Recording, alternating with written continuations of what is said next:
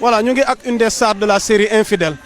defe naa doonatul ku ñuy présenté ni mu solee mbub mi nii rek joxe na turam joxe na mooy kan d'abord Kaana ngir ñi la xamul dañuy dégg tur wi mais dégg-dégg tur wi lan la. waaw maa ngi nuyu sénégalais yëpp di bëggee ñëpp di wax que ni tur bi Mouhamed la MTM donc Capo ci Infidèles. voilà donc Mouhamed tur wi inspiration bi ñu xëy rek gis ci petit écran bi Mouhamed tuddee boppam Kaana di dóor muy dal quoi Kaana du bàyyi lan la dul bàyyi d'abord tur wi ak lan nga dul bàyyi. waaw Kaana du bàyyi donc longue histoire la loo xam ni fi mu jógee sori na trop xam nga mais voilà donc j'aurais préféré loolu ñu jël benn jour boo xam ni damay ñëw Sénégal ñu toog waxtaan si carrément comme tey Ngaaka moo ñu fi indi ak album bi donc ñu waxtaan si Ngaaka ak album bi carrément voilà. donc sa digganteeg Ngaaka ak sa teewaay bi. waaw man ak Ngaaka donc man fan sam la maa ngi ko doon déglu avant. xam nga donc dem nañ ba nga xam ni léegi link bi daw na doon nañ ay gaañ mu invité ma am vraiment ma kontaan si ñëw quoi donc noonu la demee voilà. fi mu ne nii nooy dundee succès bi ndax ñëpp a ngi waa foo tourné Kaana du bàyyi Kaana du bàyyi. naay sant yàlla rek sant yàlla xam nga donc pour man amul dara lu si métti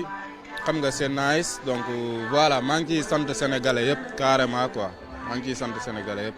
waaw. au-delà de tout lan mooy message yu tey Kaana du bàyyi à l'endroit de la jeunesse certes yaa ngi incarné benn rôle mais xëy na am na ñoo xam ne à côté daan wax ne mais est-ce que lii représentation benn rôle bu nice la quoi. waaw di wax que ni jeunesse yi Kaana du bàyyi donc wute na trop ak ñoom liñ ko foog. Kaana bi am na bac Kaana bi c'est un monteur à Evenprod Kaana bi mooy monter Infidèles Kaana bi rappeur la donc pour man loolu noonu yëpp. il faut que gars yi xam ne Kaana du bàyyi benn mentalité bu positif la donc maa ngi gis ay njablu ay Kaana du jàngi Kaana du def lii Kaana du def laa mais boo jàngiwul tamit jéemal am xam-xam parce que pour man Kaana day am xam-xam Kaana day am si lu mu nekk quoi voilà. au-delà de tout pour terminer tey bëri na ñuy dingat série yi rôle yi alors tey lan mooy sa message par rapport ak tey ñooñu. waaw mais xam nga nit ki ku nekk ak sa gis-gis donc gars yi ñu ngi dingat lépp amul dara looy def te duñ ko dingat. mais pour man balaa ngay diingat dara nga gëstu ko ba xam lan la carrément parce que bu fekkee Infidèles la ñi ko doon diingat après ñoo mujj di seetaan parce que commencement bi aussi ni mu débuté gars yi xaw a dégg ay mooy trash ay scènes yoo xam ni voilà gars yi diingat ko mais fin bi xam nañ lenn lu si nekk jàngale rek moo si jublu woon gars yi donc loolu la rek voilà. Kaana naka lay dundee succès bi pour terminer. nice sant yàlla